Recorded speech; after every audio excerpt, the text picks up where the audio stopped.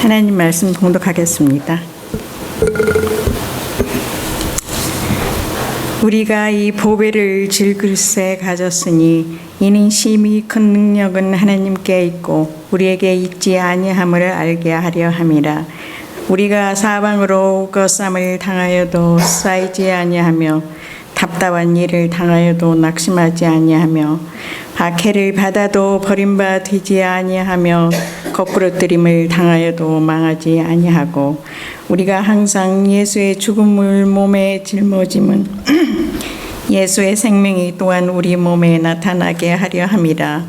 우리가 살아있는 자가 항상 예수를 위하여 죽음에 넘겨지면 예수의 생명이 또한 우리 죽을 육체에 나타나게 하려 함이라.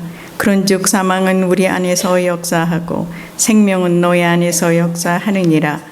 기록된 바 내가 믿었으므로 말하였다 한 것 같이 우리가 같은 믿음의 마음을 가졌으니 우리도 믿었으므로 또한 말하노라. 주 예수를 다시 살리시니까 예수와 함께 우리도 다시 살리사 너희와 함께 그 앞에 서게 하실 줄을 아노라. 이는 모든 것이 너희를 위함이니 많은 사람의 감사로 말미암아 은혜가 더하여 넘쳐서 하나님께 영광을 돌리게 하려 함이라. 그러므로 우리가 낙심하지 아니하노니 우리의 겉사람은 낡아지나 우리의 속사람은 날로 새로워지도다.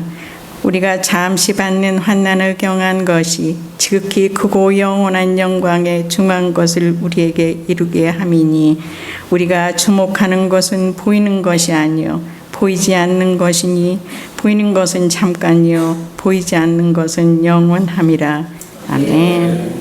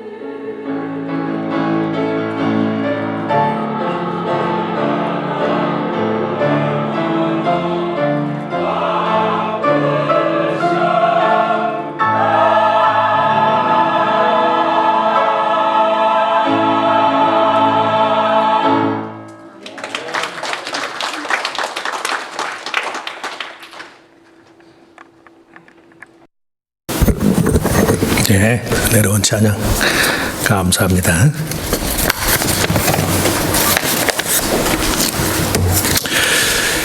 자, 우리 같이 읽은 말씀을 가지고 늙음과 낡음,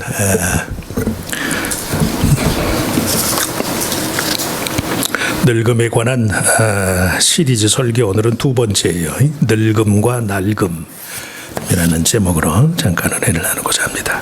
우리말로 보자면 늙는다는 말과 낚는다는 말이 모음자 부 하나의 차이예요.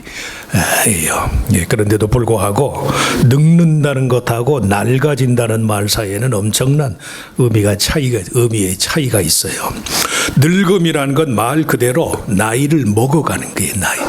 어떤 사람 먹을 게 없어서 나이까지 먹나, 그리고 비아냥거리는 사람이 있는데, 구걸심리의 표현이다. 한국말을 그렇게 막 모든 걸 먹는다 그러니까 한국 사회에 워낙 못 살았으니까 그게 구걸심리의 표현이다 그렇게 비웃는 사람들지만, 사실은 그 속에는 먹는 행위 자체의 포만감, 먹는 행위 자체의 포만감, 먹어서 배가 부르는 것처럼 사람이 나이 먹는 과정이 결코 시들거나 퇴보하는 것이 아니라 반드시 먹어야 할 만큼을 먹는 완숙과 충만함에 이르는 과정이다.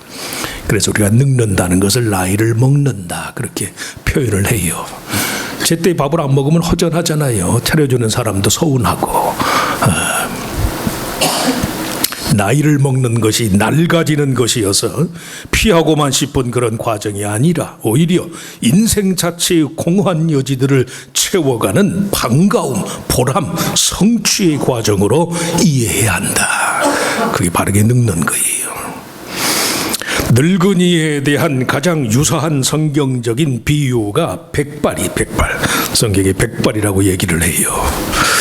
그 말을 인용하는 성경의 표현들 속에 한결같이 충만함과 보람의 의미가 내포되어 있어요. 주로 잠언서에 언급된 백발은 영화의 면류관이라, 공의로운 길에서 얻으리라. 젊은 자의 영화는 그의 힘이요 늙은 자의 아름다움은 백발이니라. 백발. 몇 년 전에 한국에 나갔을 때 저보다 훨씬 연세가 많은 교단의 선배 목사님 머리가 저보다 더 까맣더라고. 까매.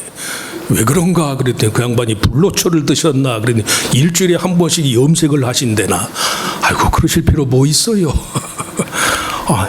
저보다 그냥 몇 살 위인데도 나이가 저보다 머리가 더 검으니까 이 양반이 나보다 나이가 어렸나 싶기도 하고. 다시 한번 말씀해요. 백발은 영화의 면류관이라, 공의로운 길에서 얻으리라. 젊은 자의 영화는 그의 힘이요 늙은 자의 아름다움은 백발이니라. 공의로운 길, 여호와 하나님의 뜻을 따르는 삶의 습관을 말해요. 아름다움, 이건 선한 삶의 특징이. 사람이 늙는다는 것이 매사에 하나님 편의 의로움과 선함을 드러내는 과정일 뿐이지 인간적인 퇴보를 의미하지 않는다는 말씀이에요. 성경은 절대로 늙는다는 것을 인간적인 퇴보라고 얘기 안 해요. 성숙함이다. 성숙감. 영화의 면류관이다. 젊은 사람이 힘을 자랑하는 것처럼 노인은 백발이 그 인생의 면류관이다. 면류관.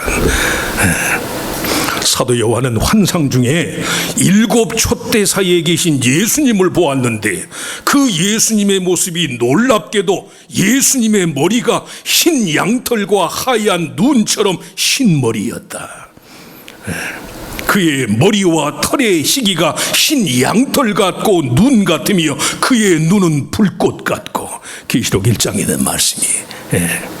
물론 예언자적인 상상력의 표현이긴 하지만 새하늘과 새 땅의 주인 되신 예수님의 모습 역시 백발의 영화를 간직한 것이었다. 뭘 말해요? 늙음에 대한 이해가 낡아지는 것과 같지 않단 말씀이. 예수 믿는 사람은 절대 늙는 것을 낡아지는 것으로 생각하면 안 돼요. 안 돼. 건강을 위해서도 그래요. 심리적인 건강을 위해서도. 늙음에 대한 이해가 결코 낡아지는 것과 같이 돼서는 안 되는 것이다. 그게 성경의 이유라는 말씀이에요. 그럼에도 불구하고 노인이 되면서 갖는 두려움의 요인 대부분이 신체적인 황폐함, 아름다움의 상실, 생동감의 결여와 같은 외부적인 요인들인 것이 사실이에요. 그런 외부적인 요인들의 주 원인인 노인성 두려움의 원천이 무엇이냐? 신뢰성의 부재, 신뢰성. 믿는 마음이 사라지니까요. 나이 들어간다는 것이 낡아지는 것처럼 이해가 되는 거예요. 신뢰성의 부재로 인한 마음의 황폐함.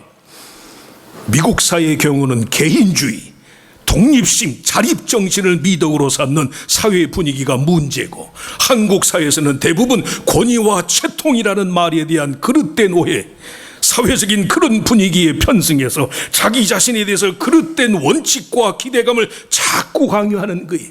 남에게 짐이 돼서는 안 된다는 식의 생각이 현실의 벽에 부딪히면 주체할 수 없는 혼돈과 자기 자신에 대한 실망에 빠져요. 인생이 혼자라는 식의 생각, 혼자여야만 한다는 식의 생각, 그게 문제라는 말씀이에요. 이건 노인들에게만 해당되는 게 아니에요. 젊은 사람도 마찬가지예요. 노인이기 때문에 생기는 문제가 아니라 인생 자체에 대한 잘못된 이해 때문에. 왜 인생이 혼자예요? 혼자 왜 혼자예요? 인간이라는 말 자체가 인간의 사이인데, 관계인데, 관계. 혼자가 아니에요. 에? 정말 아무도 없다고 생각하시는 분은 누가 계세요? 에? 누가 계시냐고. 사람이 없으면 하나님이 계시잖아요. 하나님. 왜 인생이 혼자예요? 인생은 혼자 아닙니다. 해보세요. 절대 혼자가 아닙니다. 혼자가. 나이 좀 먹었다가 다 외로우면 그 사람을 낳은 부모는 어떡하란 말이. 에? 어쨌든 부모가 있으니까 사람이 있을 거 아니에요. 내가 혼자입니다 고독해하는 사람은 부모가 서로 세상에 안 계시다 할지라도 나를 기쁨으로 낳던 부모의 입장을 생각하시라고. 왜 인생이 혼자예요? 왜? 삶 자체의 한계 상황에 적절히 대처하는 법을 알지 못하고 알려고 하지 않기 때문에, 특별히 연세 들어갈수록 노인성 외로움, 이게 미국이나 한국이나 문제의 문제. 아니에요. 혼자가 아니란 말씀이에요. 인생이 절대 혼자가 아니에요. 그런 뜻에서 사람이 늙지만 낡아지지 않는 삶을 위한 첫 번째 성경의 교훈은 창조주 하나님을 향한 피조물로서 인간 본연의 의존 본능을 회복해라. 누구에게? 하나님께, 그리고 이웃에게. 인간 본연의 창조주께 대한 의존 본능을 회복해라. 예수 그리스도를 개인적 구세주로 삼고 그분 안에서 삶의 피난처를 찾아서 매사에 하나님의 은혜 안에서의 회복을 바라는 인간 본연의 참된 욕구, 그게 의존 본능이에요. 의존 본능. 그런 의존 본능의 회복이 누구나 노인이 되기 전, 노인이 되고 나서 더 힘써야 돼요. 더 매사에 하나님의 은혜 안에서 피어나고 하나님의 은혜 안에서 시들 줄 아는 마음이 중요하단 말씀이에요. 꽃은 그래요. 꽃은 피일 때만 사람들이 좋아해. 그러나 인생은 안 그래. 인생의 주인 되신 하나님은 안 그렇단 말씀이에요. 사람이 감각적인 아름다움을 즐기기 위해서 꽃을 찾고 꽃을 꺾는데, 감각적인 아름다움의 만족은 다 그래요. 시들면 그만이. 그러나 우리 영혼의 주인 되신 하나님의 만족은 그게 아니. 젊었을 때는 젊었을 대로 주의 자녀들이 귀해요. 나이 좀 먹으면 나이 먹은 대로 주의 자녀들이 귀하단 말씀. 왜? 하나님은 우리의 영혼의 주인이니까. 믿으시면 아멘. 그러니까 매사의 성도라면 은혜 안에서 필 줄도 알고 은혜 안에서 시들 줄도 알아야 돼요. 젊어서 감사 찬송할 때도 할렐루야, 늙어서 힘이 없을 때도 아이고 죽겠습니다 할렐루야, 역시 할렐루야야 할렐루야. 그러시길 축원합니다. 정말로 참된 의미에서의 은혜라는 말의 실제가 거기 있어요. 은혜가 그렇잖아요. 은혜, 공로가 없는 게 은혜 아니에요. 젊었으니까 하나님이 사랑하는 거 아니라니까요. 노인 돼서 나는 아무것도 할 수 없습니다. 돈도 없습니다. 시간도 없습니다. 아무것도 없습니다. 그럼에도 불구하고 내가 너를 사랑하마. 아멘. 할렐루야. 은혜의 은혜. 믿으시면 아멘. 은혜의 은혜. 인간적인 상실감 속에서 더 강력하게 느껴지는 것, 그게 하나님의 은혜라는 말씀이에요. 기독교는 은혜의 종교잖아요. 은혜. 공을 쌓는 종교가 아니에요. 기독교 신앙은 매사를 자기 자신에 대한 신뢰 대신에 우리를 온전케 하시는 하나님께 대한 신뢰를 토대로 삼는 종교예요. 한국이건 미국이건 간에 은퇴라는 것을 총체적인 상실로 이해하는 사람들 대부분은 소유와 존재의 등식 속에서 자신의 존재가 자신이 소유한 만큼일 것이다.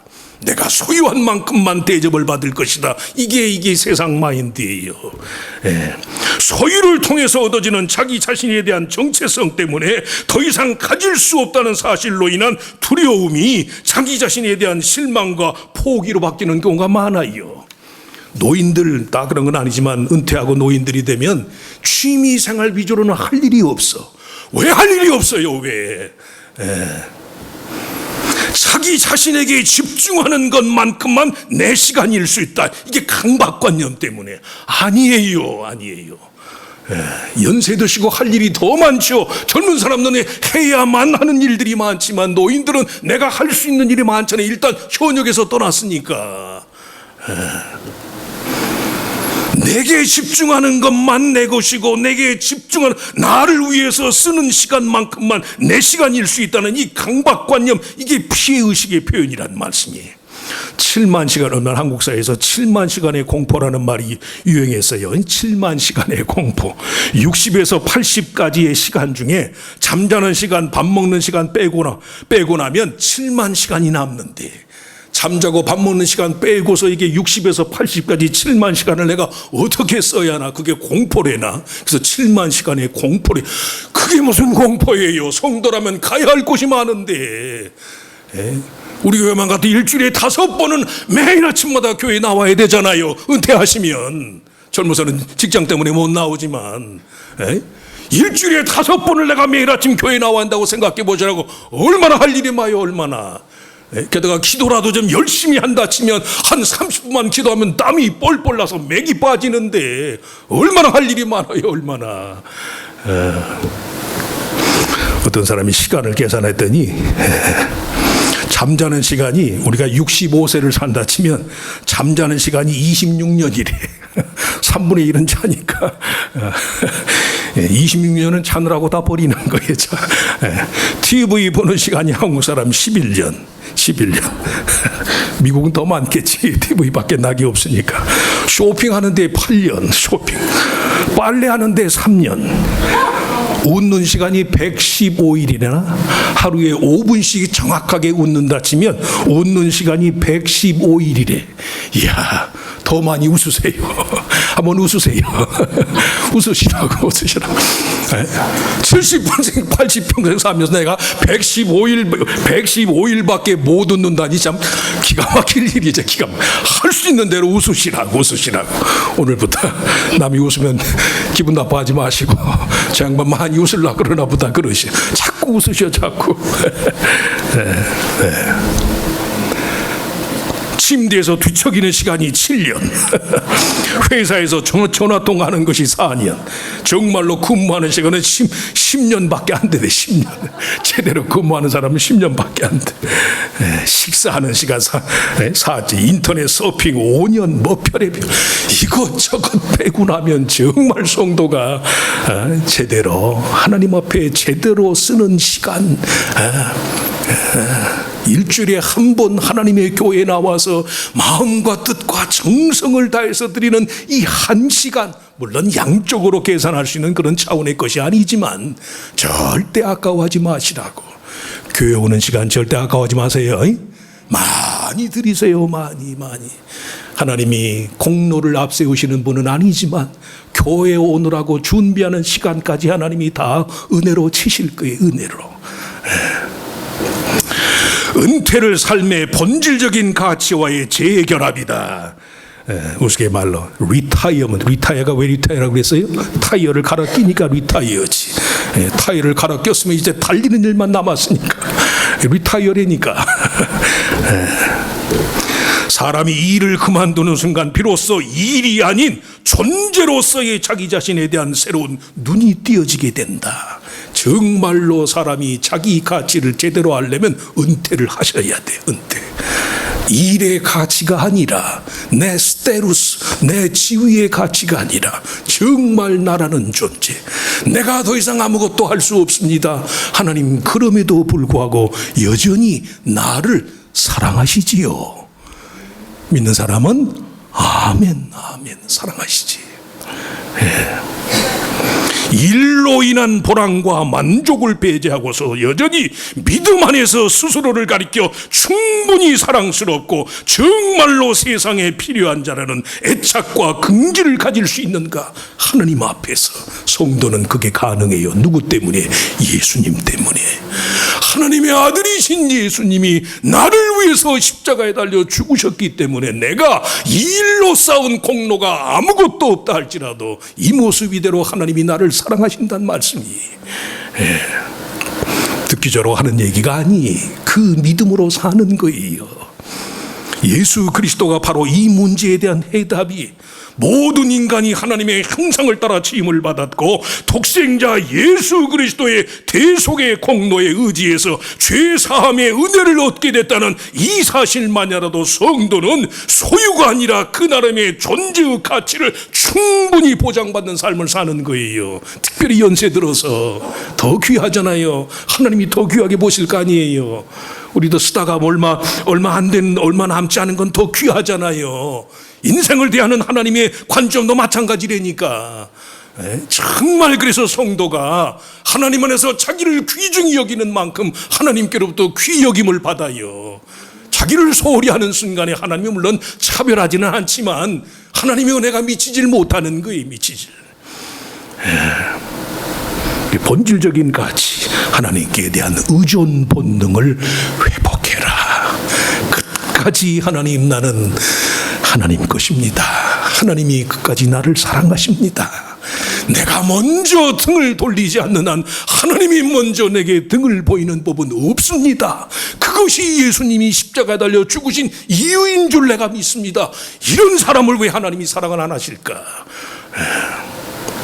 둘째, 늙지만 낫지 않는 인생을 위한 두 번째 제안은 믿음 안에서의 참된 열심을 가져라, 열정을 가져라. 고린도후서의 취지 자체가 복음을 전하고 나누는 자의 삶에 필요한 모든 능력의 원천이 하나님께 있다. 고린도후서는 바울의 가장 사적인 개인적인 고백이 많이 담긴 편지예요. 오늘 본문 7절에 보배에 담긴 질그릇, 우리가 이 보배를 질그릇에 가졌으니, 질그릇. 이 보배란 바울에게 맡겨진 이방 전도를 위한 복음 사역을 가리킬 수도 있고 그리스도 자신을 가리키는 것일 수도 있어요. 예수 그리스도가 그의 삶의 진정한 보배라는 뜻이 보배와 같은 그리스도의 복음의 가치에 상반되는 바울 자신의 인간적인 한계, 그 인간적인 연약성에도 불구하고 그리스도와 성도의 자아 사이에 항상 보배와 같이 여길 대상은 내가 아니라 그리스도시다. 참 성도라면 매사에 그 점에서의 혼돈이 없어야 돼요. 바울은 이방인의 사도로서 자신의 사도직에 대한 온갖 오해와 무시에도 불구하고 자신과 관련한 모든 일들을 복음 사역의 유익을 위한 기회로 삼았어요. 중요한 것은 질그릇과 같은 존재임에도 불구하고 그 안에 하나님의 아들 예수 그리스도라는 보배가 얼마든지 담길 수 있다. 얼마든지. 그게 중요해. 하나님께서 친히 그 일을 기뻐하신다는 말씀이 어떻게 그렇게 귀한 것을 그런 천한 용기에 담을 수 있나? 천하니까 하나님 담으시는 게 담으시네. 질그릇의 찬가. 오늘 본문의 내용은 질그릇의 찬가라고 부를 만한 그런 우겨쌈을 당하고 답답한 일을 만나고 박해를 당하고 거꾸로 뜨림을 당하고 죽음을 몸에 짊어지고 그리스도를 위해서 내가 죽음에 넘겨지고 바울의 사도직에 수반하는 온갖 현실적인 고초와 고통을 가리켜요. 그런데도 이방인의 사도로서 바울의 열정은 이런 연약하기 부족함, 연약하기 그지없는 이런 질그릇과 같은 나를 하나님이 용기로 삼으시고 여기에다가 그리스도라는 그리스도라는 보배를 담으셨습니다. 이걸 바울이 자랑을 한 거예요. 하나님이 그걸 기뻐하신다니까. 사람 같지 않아서. 사람은 별거 아닌 것도 막 포장을 하잖아요. 별거 아닌 것도 막 포장을. 하나님은 안 그래. 하나님의 아들 그 귀한 정말 보배 중에 보배인 그리스도를요, 우리같이 연약하고 넘어지고 모순덩어리인 그런 인간의 연약한 육체를 통해서 드러나는 걸 기뻐하시는 게, 사람은 약하니까 그걸 못해요. 내용물이 사실은 별거 아니니까. 그러나 하나님이 우리에게 주신 은혜는 그 자체로 충만하고 온전한 것이니까, 용기가 뭐 깨끗하냐, 용기가 무슨 뭘로 되냐, 그건 상관없어요. 은혜 자체가 소중하니까. 그래서 성도가 정말 그 삶이 낡은 생이 되지 않으려면 믿음 안에서 참된 하나님의 나라와 은혜로 가능한 믿음의 열정, 참된 열심을 가져야 돼요. 호렙산에서 40일 동안 하나님의 영광을 접하였던 모세의 얼굴에 광채가 발하였다. 히브리 성경 그렇게 돼 있어요. 그 성경을 라틴말로 번역한 성경에는 오히려 그 모세의 영광이 아니라 모세의 머리에 뿔이 달렸더라, 저렇게 번역을 해놨어. 미켈란젤로는 라틴어 성경을 기반으로 해가지고 모세의 흉상을 얼굴을 가리는 광채가 아니라 뿔난 모세의 형상을 만들었어요. 왜 그랬을까? 미켈란젤로가 성경을 몰라서 그랬을까? 아니, 80노구에도 마른 막대기 같은 뿔은 고대 중군동사에서 권력과 힘의 그리고 열정의 상징이니까 80노구를 할지라도 하나님이 붙드시면 그 머리에서 뿔이 날 만큼 열정이, 하나님 나라를 위한 거룩한 열정이 마른 막대기에 불과한 모세도 출애굽의 지도자가 되게 하는 것이다. 이런 깊은 신학적인 성찰을 갖고 모세의 머리에다 뿔을 그렸다니까요. 뿔나는 생애를 사시기 축원합니다. 뭔 얘기 잘 모르시나? 열심. 창세기 17장에 보면 아브라함과 사라에 대한 이삭의 출생을 예고하는 기록도 마찬가지. 창세기 17장에 아브라함이 엎드려 웃으며 심중에 이르되 100세 된 사람이 어찌 자식을 낳을까? 사라는 90세니 어찌 생산하리요? 아브라함이 이에 하나님께 고하되 이스마엘이나 하나님 앞에 살기를 원합니다. 하나님이 가라사대 아니라 네 아내 사라가 정녕 내게 아들을 낳으리니 너는 그 이름을 이삭 웃음이라 하라. 내가 그와 내 언약을 세우리니 그의 후손에게 영원한 언약이 되리라. 문제는 그 후의 일이, 창세기 17장 23절 4절 말씀에 보면 그 이야기, 그 하나님의 약속에 접한 99세 된 아브라함이 그날 밤에, 이에 아브라함이 하나님이 자기에게 말씀하신 대로 이날에 그 아들 이스마엘과 집에서 생장한 모든 자와 돈으로 산 모든 자, 아브라함의 집 사람 중 모든 남자를 데려다가 그 양피를 베었으니 아브라함이 그 양피를 베은 때는 99세였더라. 성경의 숫자는 많거나 적거나 아브라함이 하나님의 약속의 말씀에 순종해서 내년 이맘때에 네 몸에서 반드시 후사가 날 것이라는 하나님의 약속의 말씀을 듣고 처음에는 웃었다고 그랬어요. 흥부도 기가 막힐 판이고 아브라함도 기가 막힐 판이 99세 냈는데 내 몸에서 아들이 난다니. 그런데 그날 밤에 아브라함이 뭘 했다고요? 할례를 행했다고. 할례. 하나님의 약속의 말씀이 이루어질 것을 믿습니다. 그리고 99세에 된 아브라함이 자기 자신의 생식기에다가 할례를 행했어요. 뭘 말이? 하나님의 말씀에 대한 믿음과 순종이 주는 열정이에요, 열정. 그래서 성도가 마지막 정말 하나님을 믿는다면 믿음대로 내 마음이 움직여야 한다는 말씀이에요. 아브라함이 할례를 행하였던 것은 하나님의 약속의 말씀을 대하는 99세의 아브라함의 자화상이에요. 자화상. 어떠한 자기 모습을 꿈꾸나요? 홀로 있을 때 내 모습이 어떠한가요? 형편없나요? 형편없지요. 그러니 하나님의 은혜를 붙잡아야지.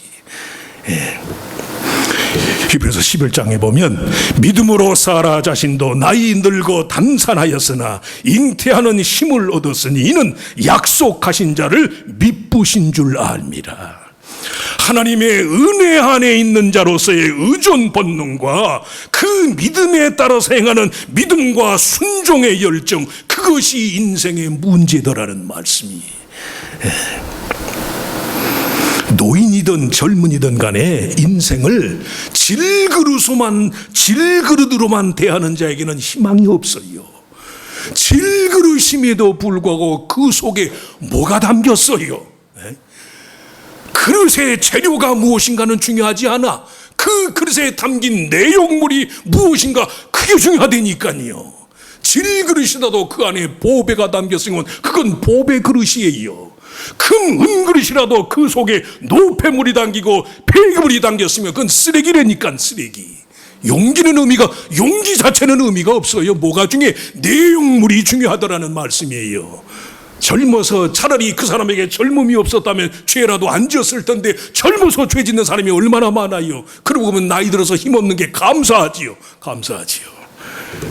하나님의 일을 가능케 하는 믿음의 열정, 순종의 열기가 없을 때가 많단 말씀이에요. 질그릇임에도 불구하고 그 속에 담겨있는 보배이신 예수 그리스도를 주목할 때 성도의 삶이 사명과 열정으로 가득해서 늙지만 뭐하지 않아요? 낙지를 않는 거예요. 그러시길 바랍니다. 몸도 늙고 그렇지 않아도 내 육신의 용기 자체도 낡았는데 내 생각까지 낡아지면 희망이 없을 거 아니에요. 성경에 이미 이 보배를 질그릇에 담았으니 용기는 아무것도 아닙니다. 그 안에 내가 보배를 담겠습니다. 하나님의 생명을 담겠습니다. 불신의 세상이고 배신의 세상이지만은 하나님의 말씀에 대한 순전한 믿음과 순종을 담겠습니다. 그러면 그 용기가 보배를 담은 용기가 된다니까요. 그래서 거룩한 열정을 가지시라고, 믿음의 열정을 가지시길 축원합니다. 바꾸세요. 생각을 바꾸세요. 어차피 내 몸뚱아리가 내 마음대로 난 사람 없으니까 자기 마음대로 세상에 태어나신 분 있으면 말씀하시라니까요. 오늘 저녁 사드린다니까. 자기 마음대로 오신 분 있으면 하나님이 낫게 하셨단 말씀이에요. 하나님, 어차피 내 생명을 하나님이 주셨다면 이 목숨 가지고 사는 동안 내 생명의 주인 되신 하나님을 바라보는 거예요. 하나님, 아브라함처럼 99세라도 하나님이 가능케 할 것인가 준비하는 거예요. 할례를 행하겠다는 건 준비하는 거거든. 거룩한 씨를 생산하겠다는 준비를 하는 거니까 99세의 나이에 열기를 가져라. 마지막으로 늙기는 할 때 낫지 않는 삶을 위한 세 번째 제안은 거룩한 보상 심리를 가져라. 고린도서서 4장 5장은 말씀한 것처럼 바울 자신의 부활 신앙의 변증서의 변증서, 복음의 능력 위에서 예수의 생명, 부활의 생명을 추구하는 것. 오늘 보면 10절 11절 예수의 죽음을 몸에 짊어지고 예수를 위하여 죽음에 넘겨졌다는 건요, 복음사에게 수반하는 바울 자신의 현실적인 고난에 대한 수동적인 경험이에요. 내가 죽게 된 거지요. 강요에 의한 선택이, 죽음이라는 인생의 한계 상황을 수동적으로 경험할 수밖에 없는 바울의 현실적인 처지 그대로란 말. 그런데도 불구하고 그 죽을 몸을 통해 경험하는 그리스도의 부활에 대한 믿음과 소망이 그런 인생의 수동적인 경험을 적극적이고 자발적인 것이 되도록 만들어요. 12절 말씀에 뭐라고 그래? 그런즉 사망은 우리 안에서 역사하고 생명은 너희 안에서 역사하느니라. 역사한다는 말이 온전히 성취하는, 불의하고 불완전한 사망의 의미를 온전히 성취하는 복음의 능력을 가리키는 거예요. 복음을 믿고 전하는 일 자체가 죽음의 한계를 초월하는 그리스도의 부활의 생명을 완성하는 일이기 때문에 죽음의 의미를 완성하는 거룩하고 능력 있는 삶을 사는 것이, 그게 삶을 최고로 잘 사는 거고 그게 최고로 잘 죽는 거예요. 죄송한 말씀이지만 삶의 의지가 거룩해야 죽음에 의한 강요가 성도의 마음속에서 깨끗해지잖아요. 삶의 의지가 불완전하고 불의하면 죽음을 대하는 것 자체가 불안할 수밖에. 이미 말씀한 것처럼 고린도후서는 유난히도 바울 자신의 지극히 사적인 문제들이 많은 이슈화되어 있어요. 사도직에 대한 끊임없는 비난, 죽음의 고통과도 같은 무기력함과 무능력함, 바울이 경험한 거예요. 그런데도 그것이 자신에게 있어서 예수의 생명을 경험하는 통로가 되었다. 그 이유가 바울 자기 속에 있는 능력이 아니라 하나님의 능력 때문에, 이미 말씀한 것처럼 질그릇과 같이 쉬이 깨어질 것이지만 그 안에 보배를 담고 보니까 깨어지고 허물 많은 용김에도 불구하고 지극히